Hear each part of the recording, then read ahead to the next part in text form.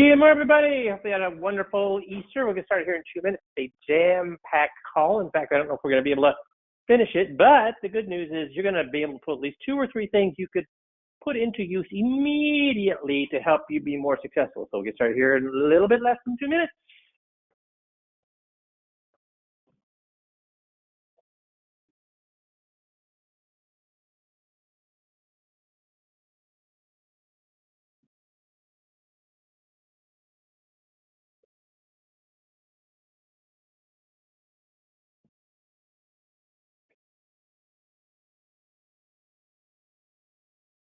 Good morning, everybody. We'll get started here in a little more than a minute. Lots of stuff to cover on the call today. Things that should be usable and actionable that will help you be more successful.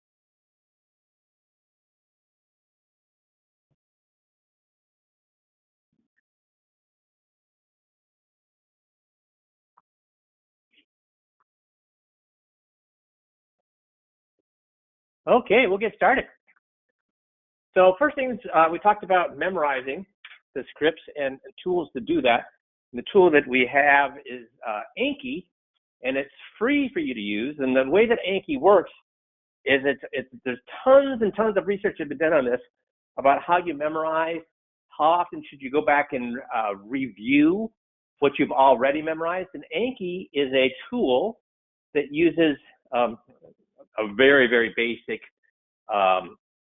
artificial intelligence, but it looks at when you get the answer right, it pushes back the review into a longer timeline.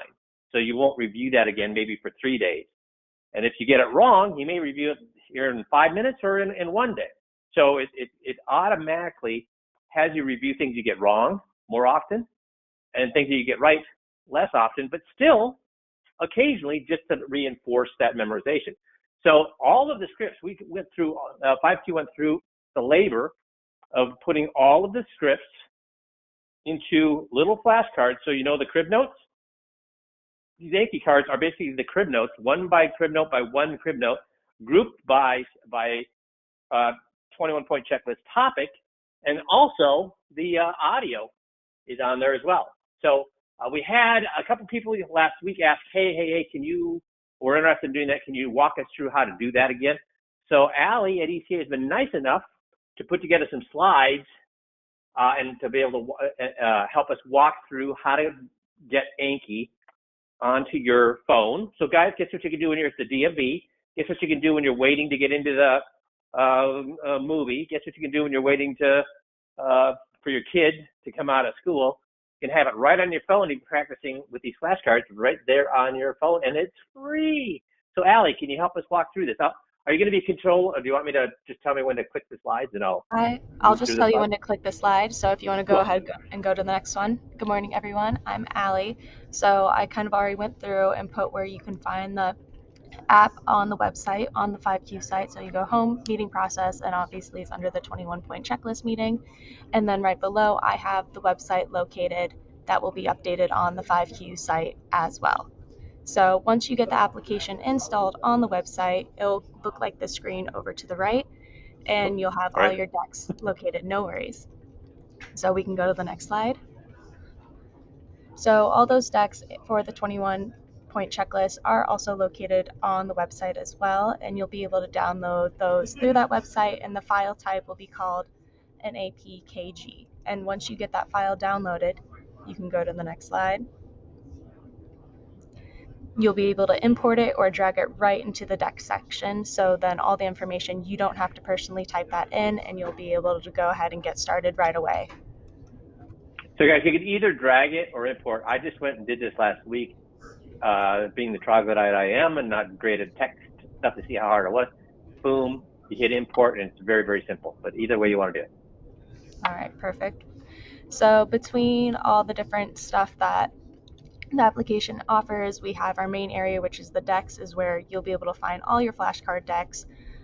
If you want to add new ones, or if you want to study more in depth, you can add flashcards from scratch that aren't downloaded from the 5Q site. You will have to type that, so it might take a little longer. The main area where you will be staying at is the browse section, and that's where you're able to go through all the flashcards in the file decks. The stats, that just kind of tells you your progress throughout the week.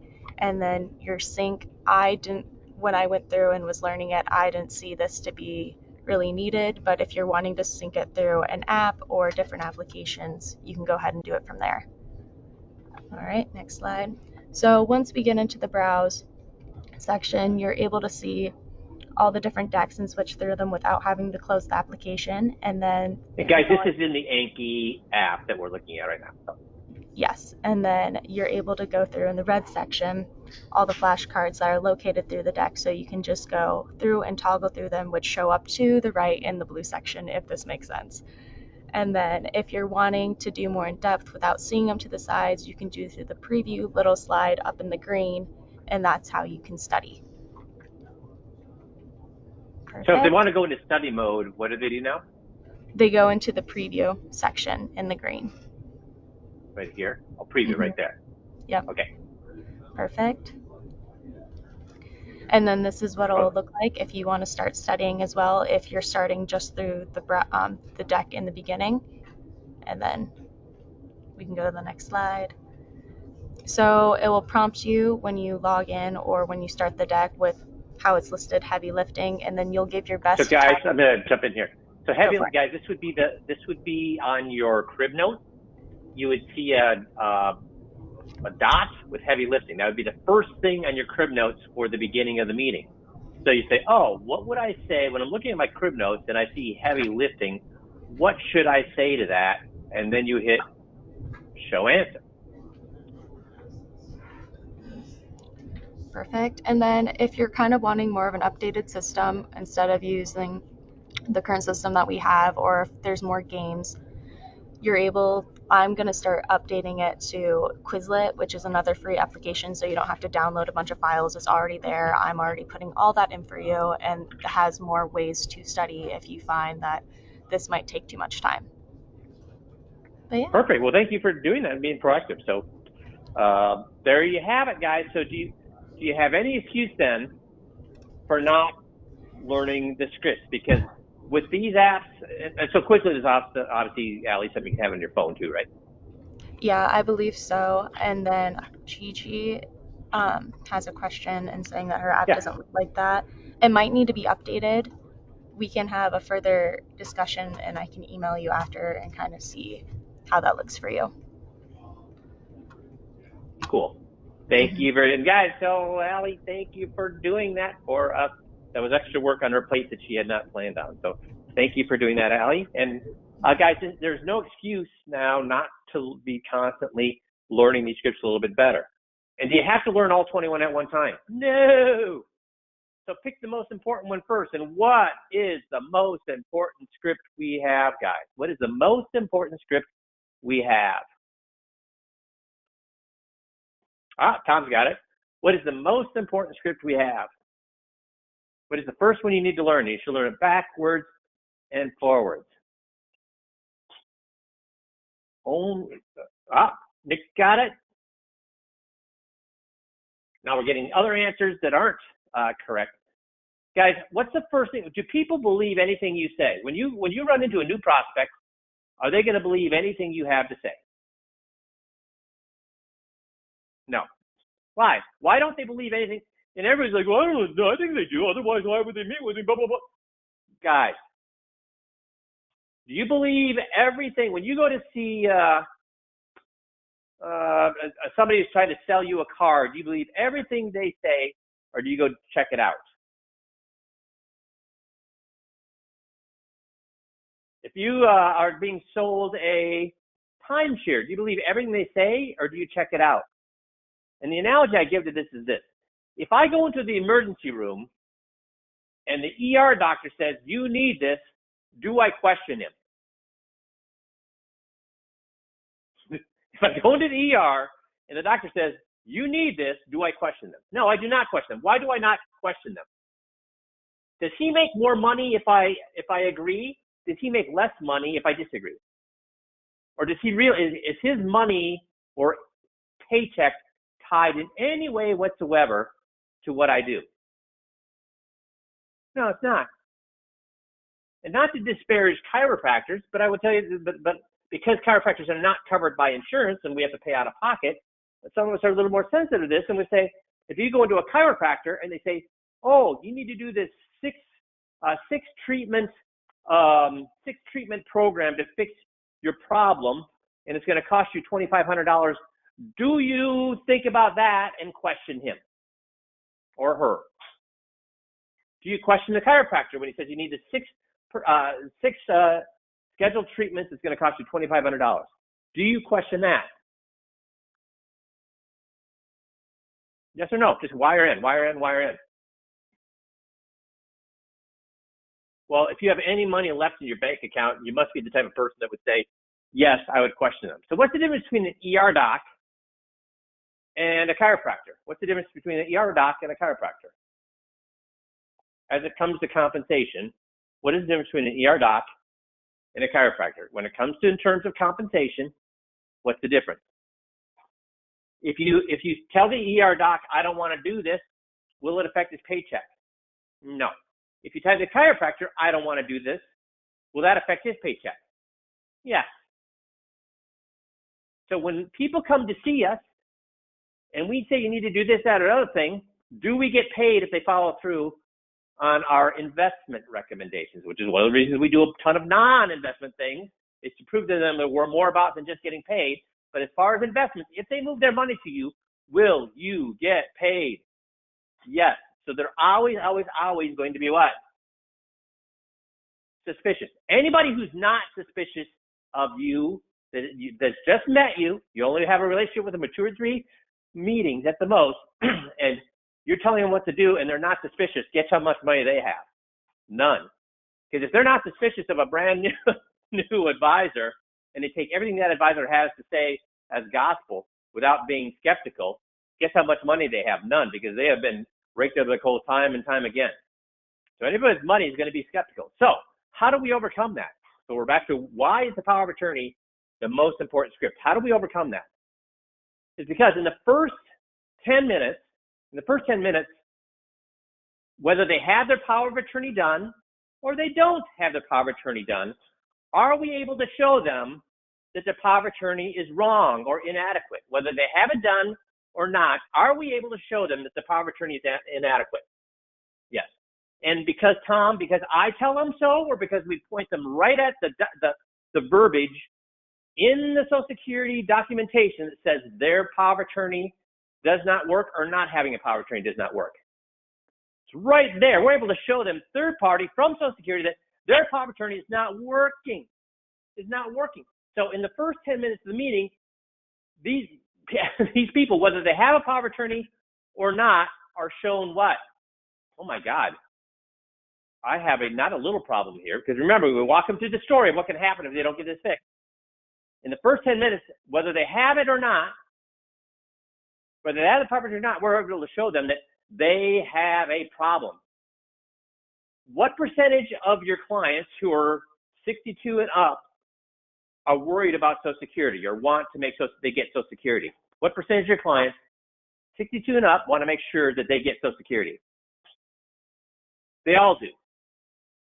And what percentage of your clients either have or do not have a power of attorney? Of course, they all do, because they're either going to have one or not one. So 100%. So 100% of people are worried about making sure they get their Social Security income.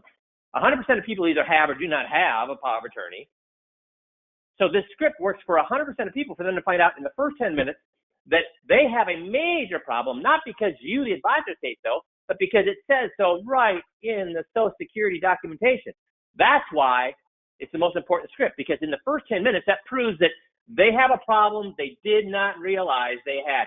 In over, since 1997, over 100,000 tapes I've listened to, how many clients said, oh yeah, I know that's the problem? Over 100,000 times I've heard tapes, and I don't know how many, that's the ones we have. Zero mark out of 100,000. So that means we have a script that works, not because we say so, but because the Social Security Department says so, for 100% of 100,000 people. Guys, how many scripts out there do you know work on 100% of 100,000 plus people? with money. None. So guess why the power of attorney script? Hey, you know what? If you're lazy, you don't really care about things, you don't care about the 21-point checklist, guess what I would at least do? Download the power of attorney Anki cards and learn that. And learn that at least. But that is the one where you should start. Does that make sense? Coolio. So thank you, Allie, for doing that. Also, I want to talk about creating value. We're talking about, hey, they don't believe us. They don't believe us because we get paid. When we only offer investment advice, that means we only do things that we get paid for. So again, we have the 7 non-financial things, one of which is going to help us create unbelievable value, especially today, in today's world. So who's at risk for floods? Who's at risk for floods? This shows there's been no flood zone maps in these white areas. So what percentage of the country, especially where people live, what percent of the country is white that have had no floods? Large or extremely small? Because every place where these whites is, how many people live where these white areas are? What's the population density in these white areas? Extremely small, which means what percentage of your clients should be addressing flooding? Because guys, what is the number one thing that can happen to a house that's not covered by insurance? Water. So you have the chance to let people know that they should be worried about this. And does it mean just during springs? No, not during the spring. It happens during the spring. It happens during the winter. It happens in the fall. It happens during the summer. They need to be worried about this, and at least should they realize whether their property casualty insurance works with this or not. See, climate change has loaded the dice in the frequency of 100-year floods. Because our 100-year floods 100 years anymore. Our 100-year floods 100 years, no. 100-year floods are happening every 10 years in places. So if you're at risk of flooding, that is hard to find. And you know what? Lately, guess what's happened? More flooding is happening in places where they're not in flood zones than they are flood zones. Was the all the damage that happened in North Carolina mountains last year, were they in a flood zone? Were they in a typical flood zone? No. And how much damage did that cost? And I've told people about this. Lake Michigan water levels on pace to reach record heights. My lake home on Lake Michigan, and this is like 25 years ago, but no, I guess 20 years ago. My lake home is well back from the lake. It's about quarter mile or about a quarter mile away from the lake, up on, and it's never ever. It was built back in 50 years ago, and there's been no flooding problems whatsoever.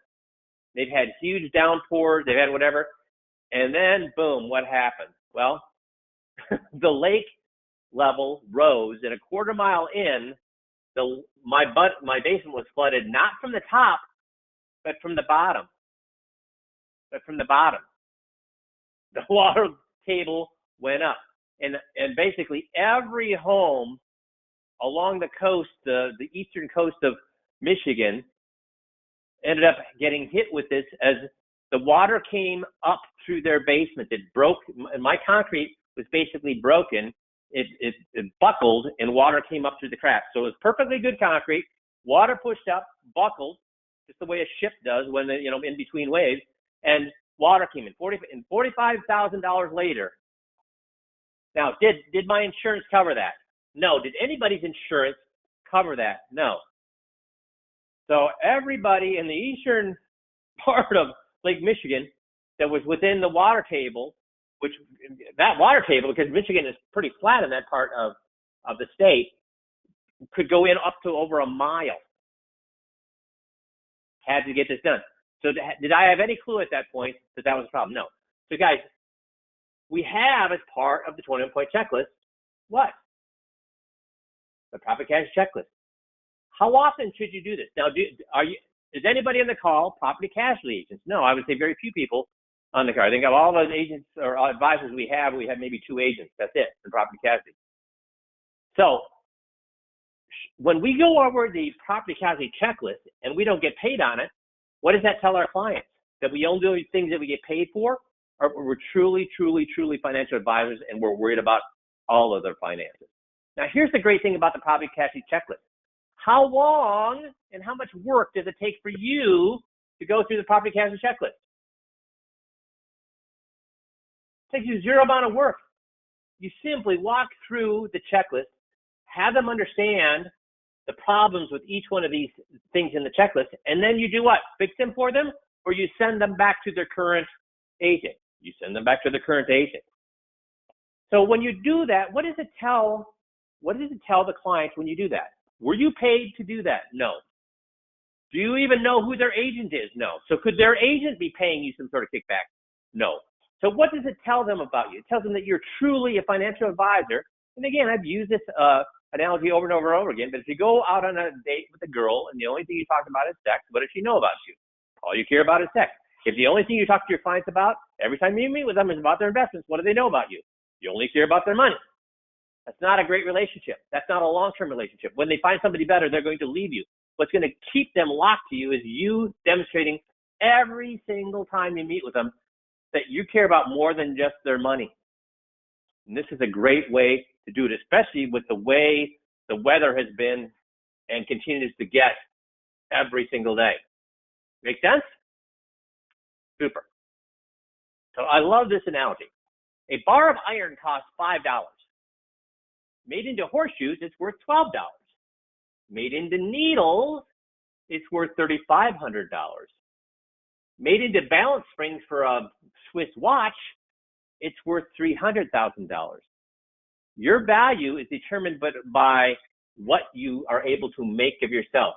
Are you going to be a slug, a $5 iron bar? Are you going to be a financial advisor that only talks about money? So instead of being worth $5, you're worth $12. Are you going to be a financial advisor that talks about things other than just their money and be worth $3,500 to $300,000?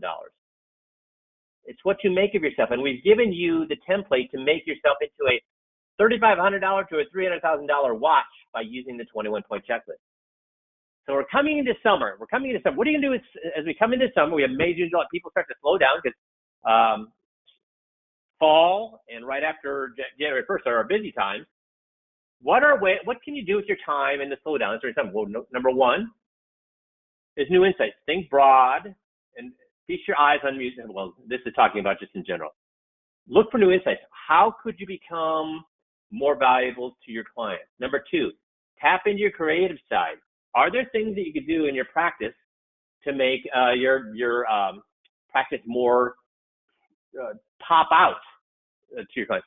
How many of you are using the WOW system that we've given you? Turning your office into a WOW experience versus just it's like every other office out there. And that costs you virtually less than $300 to turn your office into a WOW experience.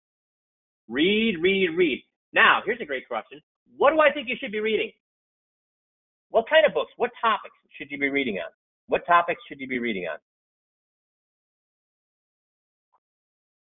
I'll give you a hint. Is any financial or money manager better than another money manager? Is any money manager better than another money manager? Is there any money manager that's figured it out? I love watching TV. I'm watching this TV show called Friends and Neighbors with John Hamm in it, and he's a hedge fund manager. And they're talking about, in there, of course, the hedge fund managers in there are talking about they beat the market. They beat the market. Guys, how many hedge fund managers? TV thinks they beat the market. People watching the TV think they beat the market. But who beats the market, guys? Who beats the market?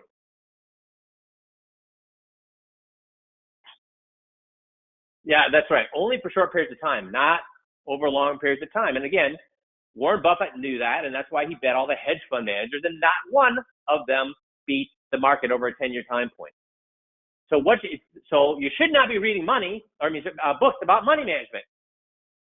Because if people with millions of dollars, millions of assistants, millions of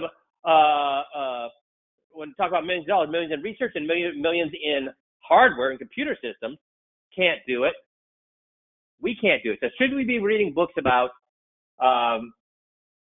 managing money? No. What should we be reading books about then? There's only one type of book that I read over and over and over prior to making $1 million and after I make $1 million and every year since. What are the books I read?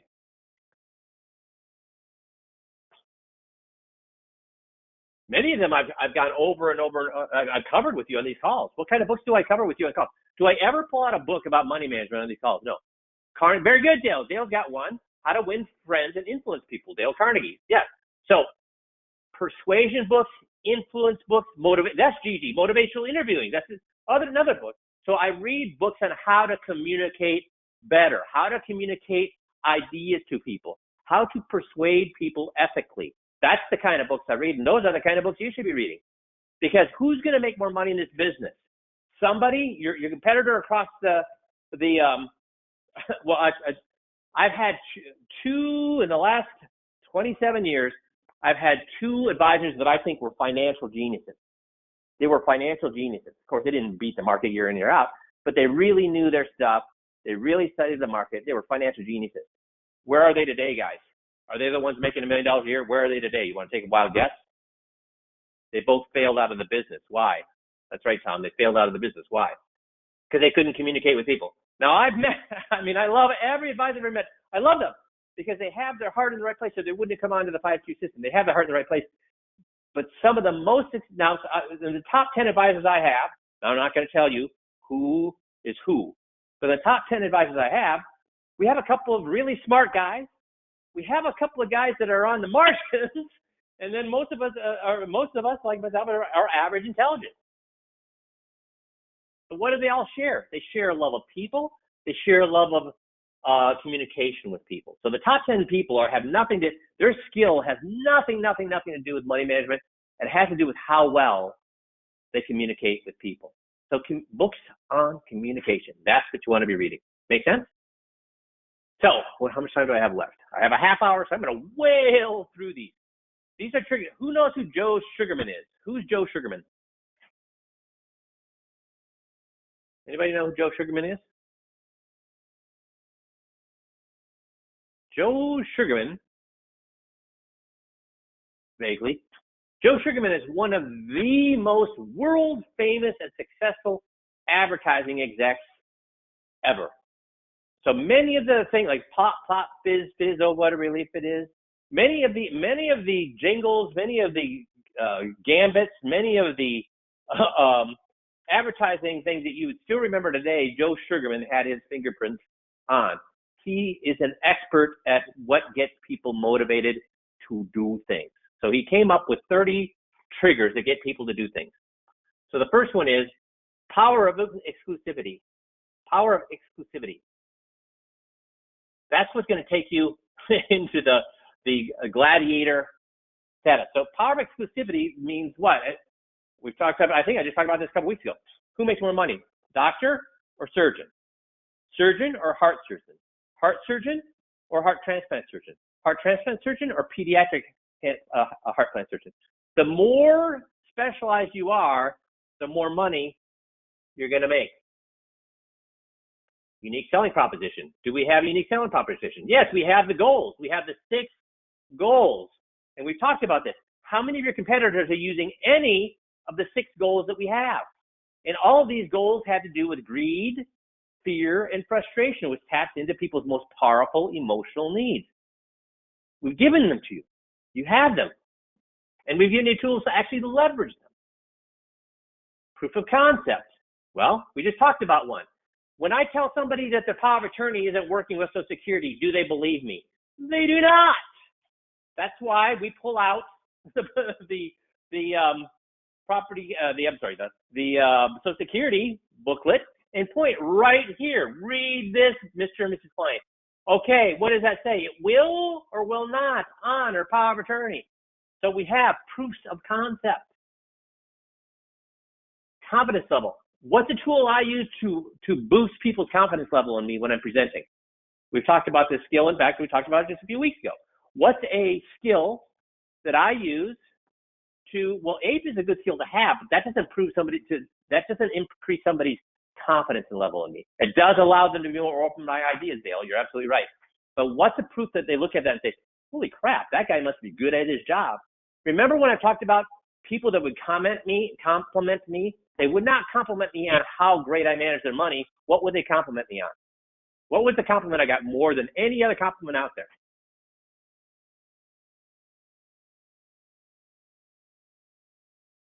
Writing upside down. What does that tell somebody when you can write upside down? You're new at this, or you've been doing this for a while? That's the one so when I did that, it's a party trick maybe, but as a party trick, it showed what? I have just started presenting these kind of things to clients, or I've been doing this a good long time. Another thing that I would do is this. I could actually do a 1040 and show them how much tax I could possibly save them in less than 3 minutes, pen and paper or pencil and paper right in front of them. So I would actually do a 1040, a mock 1040 right in front of them, a mock 1040 right in front of them in about 3 minutes at the first meeting. So when they saw me do a mock 1040 in front of them in 3 minutes to show them how much money they could possibly save in taxes, what did that tell them about me and my abilities? Some neophyte, some guy just learned how to do this, or this guy knows his stuff. That increases confidence level. Consistency, consistency, consistency. My 21-point checklist, how did I vary that for somebody who had 300,000? Now, I never had, my biggest client, I think, had 1.1 million. That was my biggest client ever. And I still was able to make $1 million a year, way back then. But if I don't care if there were a referral, they had 300,000, they had $1 million. How did I change the script? I didn't. And the scripts are all developed to give a consistent message throughout. I mean, one of the consistent messages is what? I care more than just about the money. Are we consistent with that? Yes. Belief is knowing what you believe. Conviction is knowing why you believe it. Why did I do a 21-point checklist to everybody?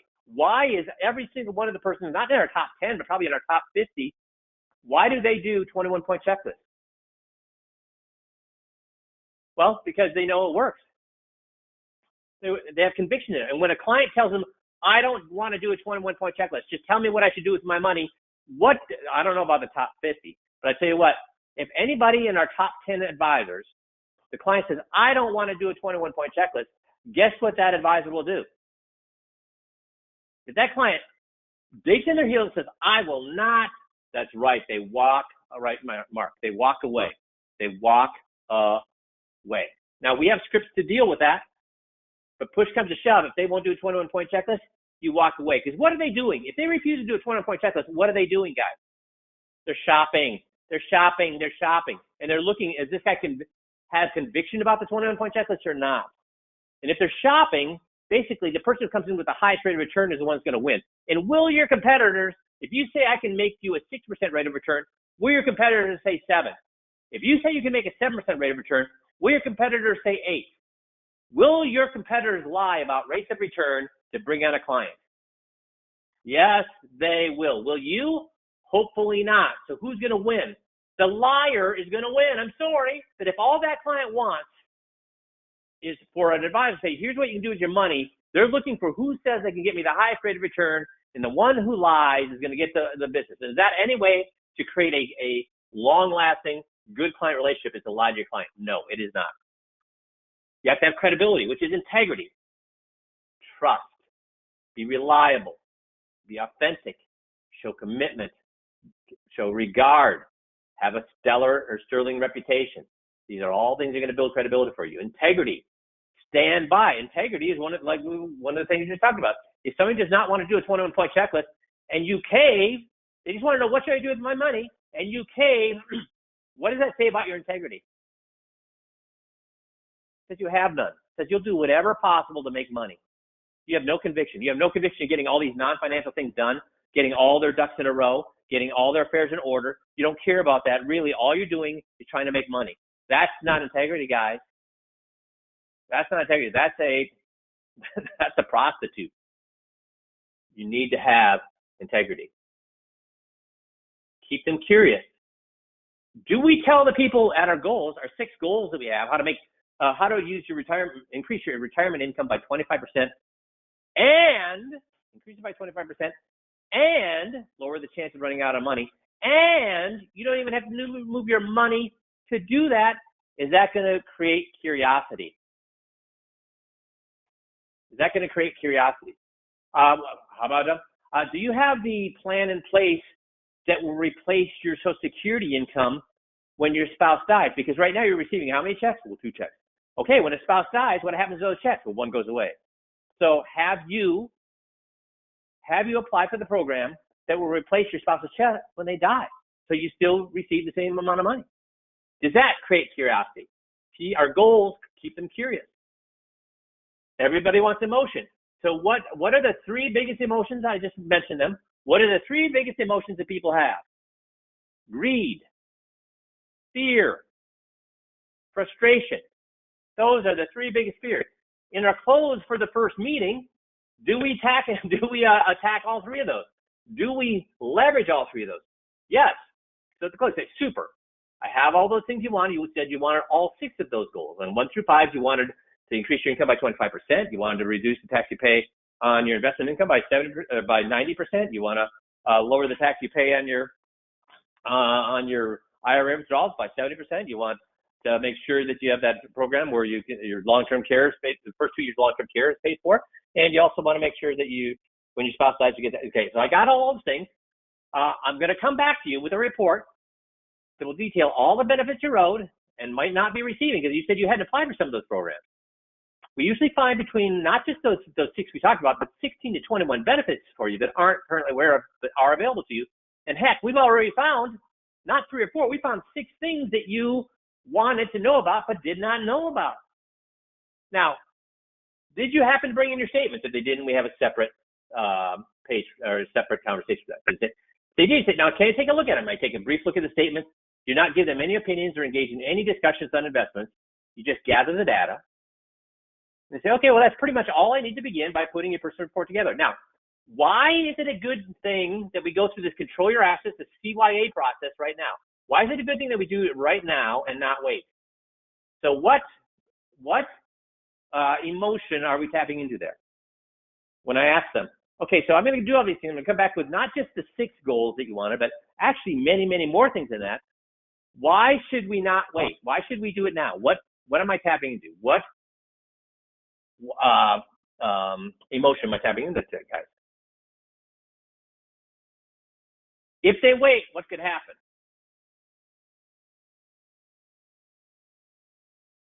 Lose. Okay, so what are we tapping into then? If they could lose, fear, right? Good job. Fear. Okay. Then we say, well, that's pretty much all I need to be putting together and what I do now. And then I say, and what could happen if we waited 6 months or a year to look at these things? That's greed, because I've just shown them that that what's our first goal? I can increase your income by 25% and lower your chance of running out of money. Is that tapping into greed, guys? If they waited for a year, what would they be out? All of that money. So why is it worth your time and hassle to do these things now? I'm not going to wait till they go home. And decide, shoot, why are we doing this? Forget about it. I'm going to say, so why is it worth your time and hassle to do this now? I mean, you're putting in your time today with me. You spend an hour with me. You may need to answer a couple other questions. As I go through information, I may have some other questions. So I may need to follow up on things I missed today. And you may have to dig through your filing cabinet to find this document or that document that I'm missing. So why is it worth the time, the hassle, the possibility I might have to call and ask for something else? Why is it worth the little bit of hassle and time that you put into this process? I'm saying, hey, I know some of these things may be frustrating, but why do you want to do it now? So have I tapped into emotions with this close, guys? Yes. What else gets people to act? They will act on guilt. Where do we use that, guys? Where do we use guilt? Where do we use guilt in our 21-point checklist process? What script? What script do we use guilt in? POA, absolutely. But how else? POA, somebody said. How about medical power of attorney? How about quality of life directive? Yeah, very good, Gigi. Directive. We really tap into that with the directives. Now look at their healthcare. If they have a healthcare power of attorney, I'll say, geez, where's your most important part? What do you mean most important part? This is all I got. Oh, okay. Well, let me explain what you're missing here. Because I would never, ever, ever, ever give somebody or appoint somebody as my healthcare power of attorney. I wouldn't do it to my worst enemy. Because if all I do is appoint them as a healthcare power of attorney and I don't give them any directions on what I desire, I sign them up for one of the most stressful, horrific, emotional experiences of their life. Because is it hard to make decisions on your own body? Yes. If the doctor says, hey, you got a 50-50 chance, if you're suffering from something, 50-50 chance that if we do the surgery, you'll survive and be perfectly healthy, or you're going to do nothing and be terribly bedridden for the rest of your life and in pain, or if we do the surgery, you'll die. Is that an easy decision, or do you have to think about it? Now, try making that on somebody else. Is that easy or hard? See, that's right out of the script. We're using guilt to get them to take action. You sell an emotion, but you justify a purchase with logic. Guys, is the 21-point checklist about logic or emotion? Emotion. Getting the tie-in. Honesty. You must be honest. Are we honest with the fixed index annuity? Do we ever say things like, oh, the company doesn't make any money on this. There's no commission on there. There's no sales charge on this. Do we say stupid things like that? No. Do other advisors say stupid things like that? Yes. Is the fixed index annuity 100% honest? Do we address rates of return and the fact that it doesn't give you all the market? Do we address liquidity? Do we address fees? Is the fixed index annuity presentation about as honest a presentation as you can give on how a fixed index annuity works? By the end of that, how much better do they know how an FIA works than some financial advisor out there who claims to be a financial expert? Honest. We have to cover all the things. We don't cover anything up. We lay it all out there and have them understand it. Familiarity. When you go out and meet somebody in the lobby, or if you're in their house, you shake hands. And how long do you shake hands? For just a second or two longer than you would normally shake hands. And what are you doing with your eyes? You're looking right in the eyes. If you use the WOW system, if you use the WOW system in your office, you give them a drink menu the first time they come in. They check that box on what they want to drink out of your Nespresso or whatever you use, Keurig.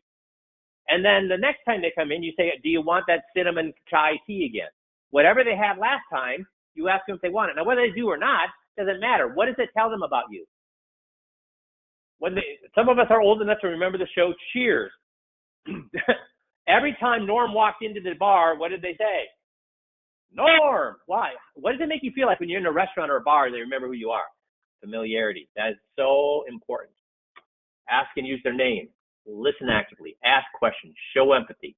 Find common ground. Follow the lead. Be genuine. This is real, not fake. Get the client involved. Get them doing the presentation. Why do I say have a big financial calculator? I used one tablet size, and I would hand that over to them and have them do the calculations for me during the presentation. During the presentation.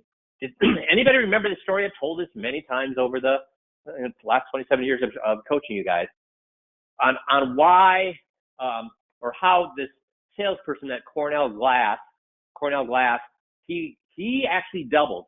So Cornell Glass, I think they had like 350 sales reps throughout the country. This is back in, I think, the 70s. 350 sales reps.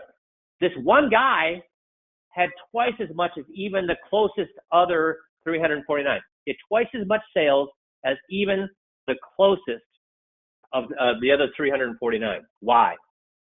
What was he doing with this glass that they came out with? Anybody remember? It was this glass that was supposed to be super tough glass. What was he doing that had him beat 349 of his other salespeople competitors to double the sales? Use a hammer to do what, Tom? When he was making a sale, he'd walk in and say, "Let me show you this glass." He put the glass on the client's or prospect's desk, took out a hammer, bam, hit it right there, smashed the glass right there, and it did, and the hammer bounced right off the glass. Not a single problem. So he demonstrated it right there on the client's desk. Now the next year, because he doubled more than all the other sales reps, the company said, "Will you demonstrate all of what you do to all the other reps?" So at the annual conference, he showed them, "Here, I put the glass there, take out a hammer, bam." Well, next year he didn't do quite as well, but he was still 33% above the nearest guy. 33% above the nearest guy. What did he do differently? Gave them the hammer, Tom. You're right. Let the client smash the glass. So that's what we do with this calculator. If I put in the numbers, they think I'm doing some sort of financial calculator wizardry. When they put in the numbers, they believe it. Use metaphors. Metaphors are shortcuts to our subconscious. Metaphors are stories that we tell ourselves. Do we use metaphors in the 21-point checklist, guys? In fact, how many metaphors do we use in the 21-point checklist? Emotions that metaphors generate that often tackle inner primary fundamental feelings linked to our basic human desires and needs. How many of our scripts have metaphors? Go back and count. You'll find 16 of our 21 scripts use metaphors and stories. That's how people make decisions. We said earlier, they make emotional decisions and then they back those decisions by fact. So metaphors and stories does that for us. Get audience engagement. How do we get them thinking, feeling, and doing? We do that with what? Motivational interviewing. We ask open-ended questions, right? Mirror people. You should know how to mirror people. If they lean back, you lean back. If they talk slow, you talk slow. If they talk fast, you talk fast. Learn to mirror people. What's another trigger? Play devil's advocate. Do we play devil's advocate? Do we play devil's advocate in the scripts? Do I ever say, well, wait a second, like in the FIA presentation, why would we ever put our money in the Warren Buffett? It's never the right place to be. If the market's up, the market's the right place to be. If the market's sideways, the guaranteed investment is the place to be. If the market's down, the guaranteed placement is the best place to be. So why the heck would we ever put our money in the Warren Buffett option? Is that a devil's advocate, guy?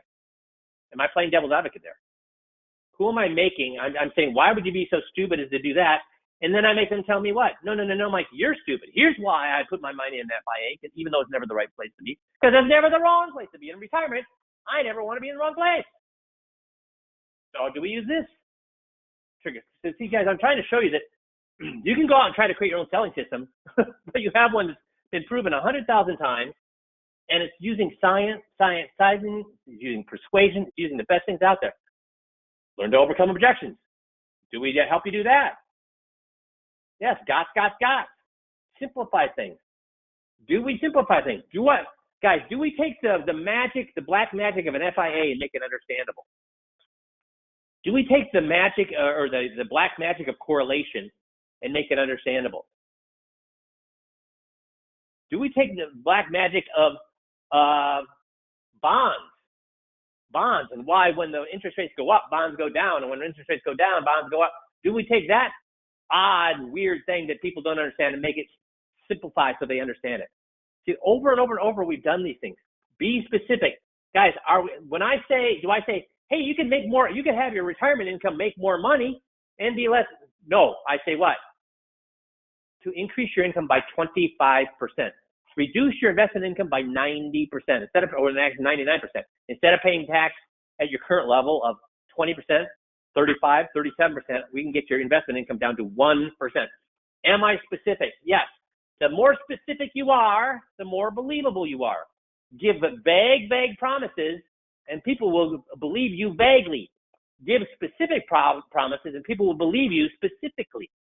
So guys, when you've mastered all the tools, we started here with how to use Anki, so you could be learning these things in bits and pieces, and getting just 1% better every day by learning the script with Anki, or as Allie's been nice enough to do, figure out a more modern or easier way with Quizlet, or she's working on that.